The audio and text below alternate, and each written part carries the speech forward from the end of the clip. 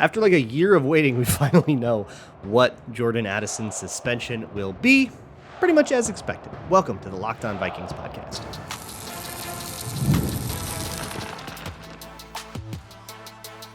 You are Locked On Vikings, your daily Minnesota Vikings podcast, part of the Locked On Podcast Network, your team every day. What's up, everybody? Welcome to the Locked On Vikings podcast, where we're always trying to learn something new. It's part of the Locked On Podcast Network, your team every day. And thank you so much for making Locked On Vikings your first listen of the day every single day. I appreciate my hashtag everydayers so very much.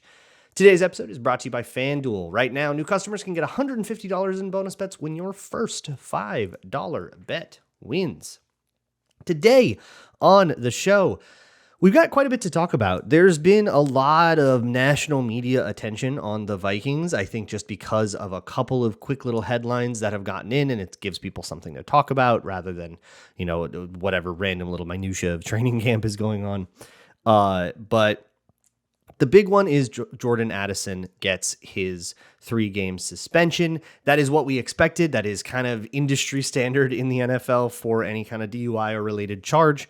So that is to be expected. I'll talk about the ramifications of that because I'm going to guess that there's a fair amount of people listening to this podcast who aren't 100% familiar with that situation. Either maybe you're a Browns, a Falcons, or a Bengals fan because those 3 teams are now not going to see Jordan Addison. You want to know how things will change. You've come to the right place. Or maybe you just haven't quite been plugged in on this whole thing. Maybe you don't pay attention to the Vikings deep in the summers for when Jordan Addison apparently loves to get moving violations. And maybe you just haven't paid that much attention to this story, so I'll fill in all the blanks for you. Plus, things are moving a little bit in the betting markets, and not maybe in the way that you would think if you listen to the national media, which is giving you a totally different opinion of what's going on. And I think that that's fascinating, where there's this divide between national and local media about how good the Vikings feel about the Vikings. So we'll get into that sort of more esoteric discussion. But first, something much more concrete. Jordan Addison not going to be on the field for the first 3 weeks of the season. Monday night against the Bears, Sunday night against the Falcons, and then a regular Sunday game home opener against the Bengals. He will rejoin the team when the team goes to Dublin and then to London subsequently, and he will be a part of both of those games. So what does all of that mean? Is that a fair punishment? Will he appeal? I don't think he'll appeal. It's a pretty impossible one to win. The NFL has essentially given out 3 games for like every DUI. So that's, I don't think it's all that different that Jordan Addison's got pled down to a reckless driving charge, which is a fairly common thing to happen in cases of a DUI with, some kind of minor, there was no accident to it. And I don't know what the blood alcohol content was, but maybe they couldn't accurately record one. Maybe they didn't give him a breathalyzer in time, some mitigating circumstance like that. And rather than going through a whole trial about it, they will come to an agreement that he'll be able to plead down to a lesser charge, no jail time, none of that. So it's a reckless driving charge that is related to alcohol, which is colloquially known as a wet reckless. You maybe have seen that phrase around. But to the NFL's eyes, the NFL is not a punitive agency that is like trying its best to be proportionate to the criminal justice system. The NFL is a business that wants to run whatever they think the most acceptable thing of public opinion is. That is what dictates their enforcement of the player conduct policy. That is why bigger stars are going to get different punishments than, random practice squad or deeper roster players. That is why there is incongruency all over the place with how many games a DUI gets versus how many games a DV charge gets versus how many games this or that gets versus how many games you get if you bet on a game. That's why there's incongruency, right? Is that the word? There. And so I don't think that there's any point for Jordan Addison to appeal, and it doesn't sound like he's going to. He was pretty quick to take full responsibility for his actions. He doesn't think that the NFL, he doesn't think that it's unfair that he's in trouble for all of this. I don't think any of that's going to happen. Also, in cases like this, it's pretty common if there's going to be an appeal for that appeal to be filed like really quick. So I don't think we're going to see any stuff like that. But there are a few other angles. First off, what happens to the offense now for these 3 games? Well, it's going to be Jalen Nailor taking over his spot. Nailor's really fast. He can do all the same routes Addison's going to do. So they're probably just going to 1-for-1 that. And there has basically been no competition for Jalen Nailor for that. There was a little speculation. I kind of speculated that there would be a sort of king of the hill dynamic where it's Jalen Nailor's spot at wide receiver 3 and whoever steps up can maybe take it from him. But he has not traded reps with anybody at that spot. He's been firmly with the ones. He's been, by all accounts, having a pretty nice camp anyways. So I don't think that there's any intention for the Vikings to do anything other than just play Jalen Nailor there. Where the intrigue happens is who's going to be next. Is it Lucky Jackson, Rondale Moore, Ty Felton? Who's going to be the kind of next guy up is the intrigue. And for what it sounds like, Lucky Jackson's winning that battle with like flying colors. And forget make the team. He's like winning the wide receiver 4 spot over guys that are, household names from college football. So that's fascinating, right? And great for him. We got to see that continue in the preseason, though. Somebody like Lucky Jackson, who, was in the spring leagues not that long ago and, has been on the practice squad more than the active roster. 2 bad drops in a preseason game will undo all of this goodwill. So we're a long way away, but it sounds like he's doing as much as he can. And if he is going to take the job, this is certainly how that starts. But that's like the local camp intrigue. But if you're not interested in that and you're just interested in who is going to be playing, it's going to be Jalen Nailor, Justin Jefferson. There's your wide receiver duo. So then how does this scheme change? Well, we've seen the Vikings play with just Justin Jefferson and TJ Hawkinson. It was back when Kirk Cousins was the quarterback. It was 2022, back half of that. And essentially, it was still very much the Justin Jefferson show, as it's always going to be. You're always going to try to get the ball into his hands however you can, get him into the middle of zones, get him to find the soft spots, get him down the field, get some shots to him over the top. That's always going to be what this offense is going to be for as long as Justin Jefferson is on it.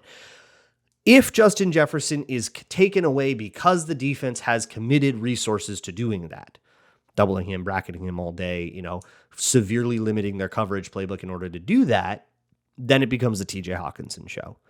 And so what the offense is essentially every play that is designed for Justin Jefferson to be the first read has TJ Hawkinson running some kind of cover 2 beater, or is part of a concept that is some kind of cover 2 beater. Essentially, you just pull out only the plays of your playbook that have cover 2 beaters on them. Cover 2 is going to be the best weapon against Justin Jefferson, not because Justin Jefferson struggles against cover 2 or anything like that, but because it's the easiest way to get a double team on him. And so that's what I would imagine a lot of those defenses are going to focus on, is getting your cover 2, get somebody up over the top, cap Justin Jefferson and try to make somebody else beat you. And then it's going to be a matter of how the Vikings can play their cover 2 beaters. Last year, teams that did this got turbo punished. But a lot of that was because of Jordan Addison running corners or seams or posts between those 2 safeties or getting the ball in his hands and making somebody miss. Can TJ Hawkinson be that guy becomes the question. And then the other angle of this is what it means for Jordan Addison's future with the Vikings. I'm going to be honest. I think a lot of people learned about this for the first time when Adam Schefter tweeted Jordan Addison is suspended. And when you're learning about this for the first time, and you think the Vikings are learning about this for the first time, you're going to be like, whoa, are the Vikings going to be mad at Jordan Addison over this? And are they going to, have their own problem with goodwill? Well, whatever that was resolved last year when the story first broke and suspension was still pending. Just because the league took a year to do it doesn't mean it needs to be relitigated in the organization. Whatever they've said to each other, they've said to each other. Whatever they said to each other about the first one, they've said to each other. But those 2 incidents are still the only 2 incidents. And if you didn't hear about it last year and you're just hearing about it now, that's fine. But understand that the Vikings have have long understood that this was going to be the case, have made their peace with it, have had their talking to with Jordan Addison about it. And everybody has very much moved on. And now they're just trying to schematically figure out the way to have a good offense despite losing one of the best players on your team, which Jordan Addison very much is. And I will not hear guff about that take. He's very good at wide receiver. That's the concrete thing. The other thing is the perception of the Vikings, despite this news, appears to be going up. And I have like concrete data about that. That'll be next on Locked On Vikings. This episode is brought to you by Yahoo Fantasy. It's that time of year. It is time to set up your leagues, to get your drafts going, and there's no better place to do it than at Yahoo Fantasy. Everything I'm doing in fantasy football this year is going to be through the Yahoo Fantasy Football app, and that's with good reason. The app is smooth, its UI is functional and intuitive and easy to get in and out of and get that start sit or that ad drop at the last minute, and you don't have to wait, and you're not going to spend a whole bunch of time exploring through menus you don't understand. Yahoo Fantasy is one of the best, and they have all kinds of new stuff coming out all the time.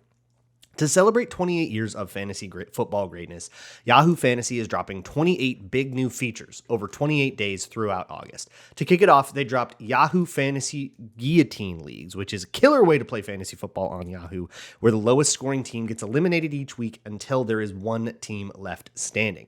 With the season around the corner, now's the time to get your league together and give this new mode a try. And if you're more into the classics, you can still play head-to-head in private leagues or join a public league. Stay tuned for more killer announcements and start playing Yahoo Fantasy Football now at yahoofantasy.com/LockedOnNFL. Moving on here with the Locked On Vikings podcast. Somebody alerted me to this and I was fascinated by it. The Vikings' perception on the betting markets has changed pretty drastically. And I don't know why now, maybe because the preseason's around the corner and the odds makers are like checking in on their money a little bit and then like adjusting things a little bit more. But for whatever reason, FanDuel, who opened the Vikings up at a win total of 8.5, have now moved it to 9.5, or maybe more moved it to 9. The way FanDuel works is different than it has in the past, where you can now bet on any win total, but it has to be a half point, so there's no pushes. So, 8.5, 9.5, 6.5, 5.5, 14.5, whatever it is, you can go gamble on it at FanDuel. But that is fascinating to me. So here's, I guess, the rundown of this. The closest, the way I like to use this page is the closest to even money is like what I think the public thinks will happen, right? I'm not trying to get the best prediction about the Vikings. I'm trying to find the most common one. What do the people generally think about the Vikings? And betting markets are great for that. If you listen to just this podcast about the Vikings, thank you to my everydayers. But you just get my opinion, right? That's not going to be comprehensive. There's a million people out there with a million different ideas of what's going on than just me, right? And it's the same thing if you just listen to a couple of podcasts. Well, then you just get a couple of opinions. You get millions of opinions. And not to super defer to the wisdom of crowds, but we should probably get a sense for what it is. And that's what the betting markets can tell us. So for example, right now, the Vikings over 8.5, which was the closest thing to even money odds on FanDuel. That means that FanDuel and the people that set these lines, which it's not some guy in a hooded dark room, fiddling with the knobs, they're responding to the public's reaction to their initial lines. If a line is too high and everyone bets the under, they'll move it down accordingly. So after a while, after a lot of money has been put on all of these lines, their odds are essentially a reflection of that public perception. So when over 8.5 wins starts the offseason as 50-50, right? I think -110. That's a place like FanDuel's way of taking a little bit off the top and saying, this is a coin flip. Like when you can bet on the Super Bowl coin flip, it's -110. When it starts there, but it's then, a little bit later, it goes -120. And these win totals came out in May. Not much has changed about the Vikings roster. It's not like there's some big trade they're reacting to or something like that. It's pretty much been the same group of people just going along the course. And the media has swerved all over the road about what you're thinking about the Vikings. But the public hasn't swayed. It was at -120 because people were hammering over 8.5 wins. And then over at 8.5 was at -130 because people were hammering it. Now it's at -140. Over 9.5 wins is at +115. That's almost even money for those guys. Under 9.5 wins is at -140. So essentially over 8.5 and under 9.5 are even with each other and are by far the most popular things to bet. Isn't that fascinating? No longer is it, here's the win total and, the too high, like as you get closer to the center, the odds get shorter. No, it's either that the Vikings are over 9.5. They're going to be a double-digit win team. They're going to make the playoffs, which is at minus 102 on FanDuel, or they're going to be under 8. They're going to be 8-9 or worse, losing record, miss the playoffs, the whole thing. It reflects a lot of uncertainty around JJ McCarthy, as there should be. But it also sort of shows this really weird sort of like dual reality that the Vikings live in, depending on who your media diet is, which is why I am turning to FanDuel and the betting odds to try to get a more holistic sense of what people think. In terms of making the playoffs, the Vikings are at minus 102. Functionally, it's a coin flip. And missing the playoffs is at minus 120. So that means the Vikings to miss the playoffs is more popular than the Vikings to make the playoffs. It's not a lot. It's not by a lot. It's not like seeing, plus 920 for the Browns, right? Plus 820 for the Saints, where it's like this long of long shots. It's, again, people saying, I don't really know, and I'm leaning toward no, they won't make the playoffs. That's essentially where the betting market fits. That, again, sort of fits in with this 8-9-ish win kind of vibe that you're getting on the Vikings. But the fact is, it is still moving up in favor of the Vikings. It used to be plus 110, plus 120 that the Vikings would make the playoffs. Now that's a minus in front of that number, which means it is, even if ever so slightly, better than 50-50 odds to make the playoffs. The now a bet you make on the Vikings to make the playoffs will not quite double your money. So people expect the Vikings to, I would say, be like on the fringe. But it's not just that. Even in the individual passing props, things are either going up or in the Justin Jefferson case, they're completely locked down. But the over-under for J.J. McCarthy's passing yards on FanDuel has gone up 25 yards. It opened at 35.50. Now, this is the first time I've looked in a couple months, so I'm not sure when this happened, but it is now over 35.75. It's up 25 yards. That means that people have been hammering the over.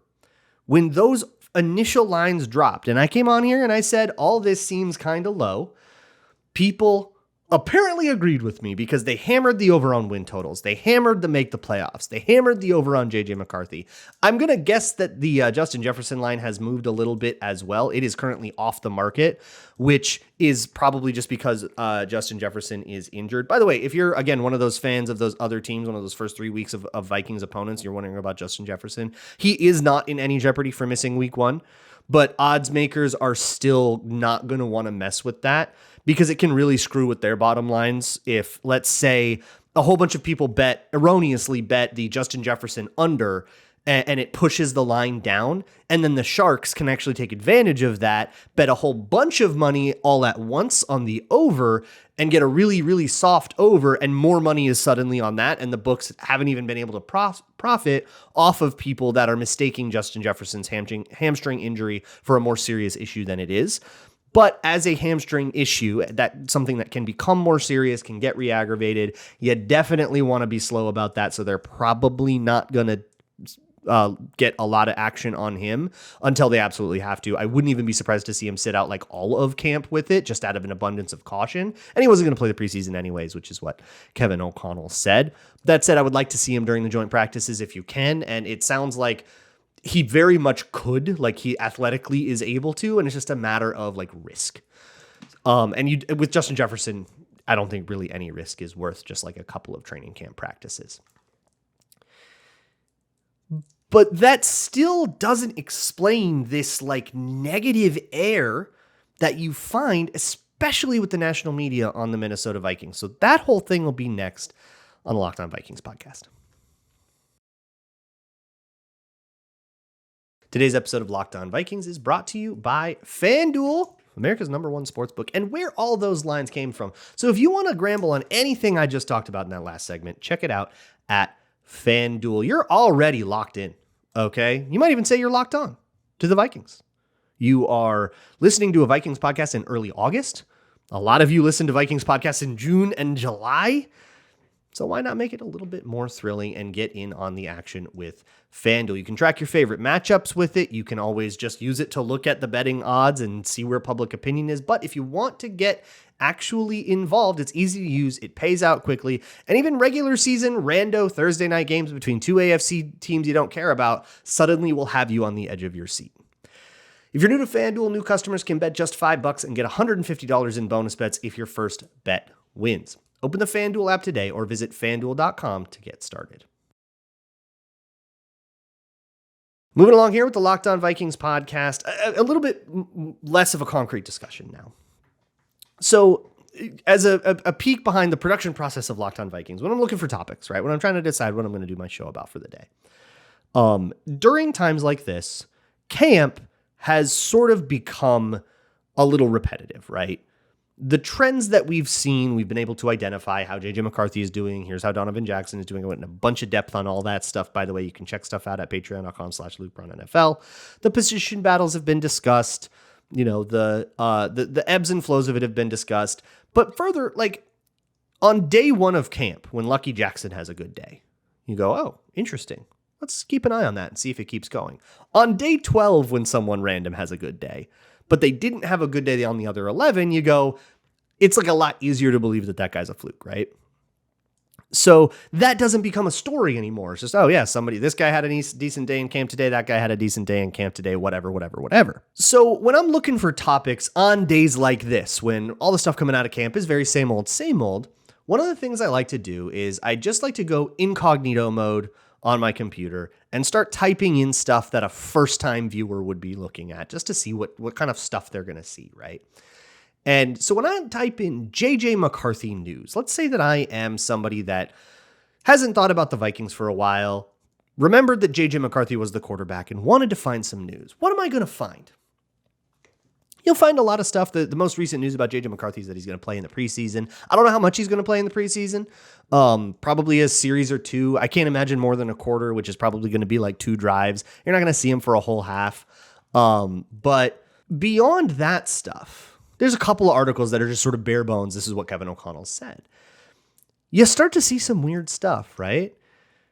NFL Insider throws cold water on Vikings JJ McCarthy. Warns Minnesota Vikings fan. Vikings linked to $180 million QB as JJ McCarthy struggles. The good and bad of JJ McCarthy at Vikings training camp. That's that Kevin Seifert piece that I was fairly critical of the other day. Doesn't all that give you this idea that the Vikings are not only dissatisfied with JJ McCarthy, but that they're so dissatisfied with him that they are in a panic trying to find a QB that will replace him? And isn't that so weird in the context of what all these same outlets were pushing? I mean, I'm talking about some of the nastiest clickbait stuff out there that was around for the whole offseason that was about them like trading for Deshaun Watson or whatever. But beyond that, there is some stuff, at The Athletic, at the, not local papers like the Star Tribune, but at NFL Network, people go on TV and talk about this all the time, right? Like the First Take types that insisted that they were going to bring in Aaron Rodgers, that was real, that was going to happen, before sheepishly walking it back a month later when they thought nobody was looking. And now here they are doing the thing again. Oh my God, that $180 million quarterback is Kirk Cousins, by the way. And the only evidence in that article, it's at Yahoo Sports, it's very bad. And the only piece of evidence is a throwaway comment from Ben Gessling saying that Kevin O'Connell and Kirk Cousins still have a very good relationship, which they do. And there may be someday when Kirk Cousins, once he's willing to be a career backup, a Joe Flacco type end of his career, could come back to Minnesota and be that guy, and he would be welcome to do so. But there has never been an intention for the Vikings to bring in competition for JJ McCarthy. And it's funny to hear people admit that, especially the Diana Rossinis and Adam Schefters of the world, who spent quite a bit of time and energy pushing the narrative that they were going to do just that with Aaron Rodgers, to bring him in because they weren't satisfied with JJ McCarthy. Well, now here they come and say, well, they were never going to move on from JJ McCarthy. You weren't saying that. You weren't saying that before. What happened? What more did you learn? I wonder. And I call this out just to make you aware of the transparent bias, especially in national media, toward the interests of those that provide them information. That's just how sports media is made. That's how the sausage is made. And the sausage tastes like it's turned a little bit. But if you look at the local media, the people who have been on the ground at camp every day, providing that service that I certainly very much appreciate as somebody who wasn't able to go this year, that has a much different tune. It's got, hey, the Vikings have had some ups and downs. The defense is ahead of the offense, which is a common refrain around camp. That's a pretty common thing. A lot of teams have their defense in front of their offense. But you'll see, hey, J.J. McCarthy looked pretty sharp. He was under pressure a lot, and it's really kind of hard to tell if that was his fault or not, which for sure in camp, it's really hard to tell, right? Especially the angle that where the media usually is. That's not always the best angle to be able to determine fault for pressure. It's live. You don't get a replay. You don't get the bird's eye view.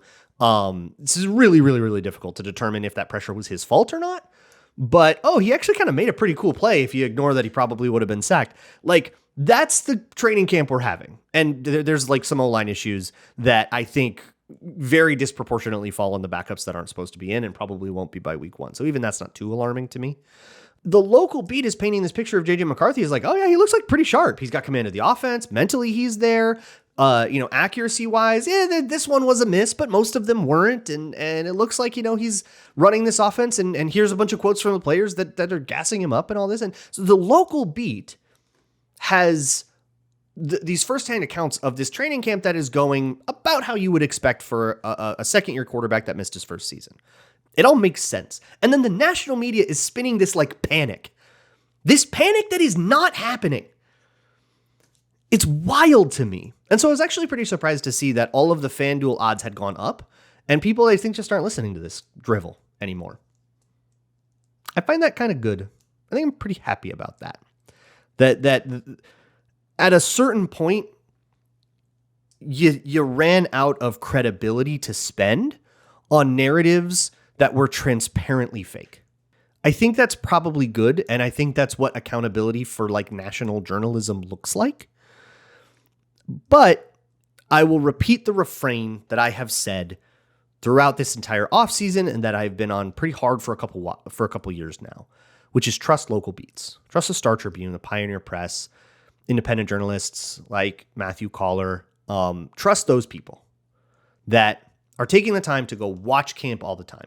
I trust what he has to say about training camp 1,000,000 times over before I will trust what somebody who has never bothered to set foot in camp and who hasn't thought about the Vikings in 3 months because they've been covering 31 other teams and went, wait a minute, they had Sam Darnold. Why'd they get rid of him? Oh, that's weird. Wasn't there an Aaron Rodgers thing? Are they going to regret it? Ooh, this could be a good story. Let me type it up. Or in the case of some of these people, you could just Control F replace the stories you had written about the Vikings regretting moving on from Kirk Cousins while Sam Darnold struggles, and just Control F replace Kirk Cousins with with Sam Darnold and Sam Darnold with J.J. McCarthy, and then just hit send on that baby. You were going to publish it in November, right? You had it ready in the trade deadline. You were going to publish it in November. You had that thing scheduled, good to go. You even had the featured image and all the metadata done for it. But then Kirk Cousins kind of fell off and the Vikings did really well. And you're man, I can't put this thing out there. So you kept it in drafts just because there was some good writing in it. And then they moved on from him again. And you went, wait a minute. I'm going to keep this in drafts a little bit more. Well, I'm glad for you. You have him in drafts. Publish it now before you're not going to be able to anymore. I'll talk to y'all tomorrow. And as always, Skol.